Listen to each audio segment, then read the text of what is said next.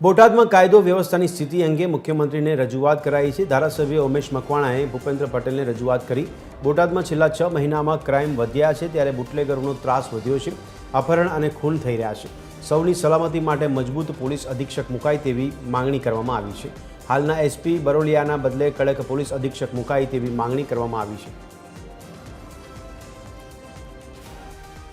અમારા બોટાદ શહેરમાં છેલ્લા 6 મહિનાની અંદર કાયદો અને વ્યવસ્થાની સ્થિતિ ખૂબ જ ગંભીર બનતી જાય છે। અપહરણો થાય છે, મર્ડરો થાય છે, લૂંટ થાય છે, વારંવાર બુટલેગરોનો ત્રાસ વધતો જાય છે।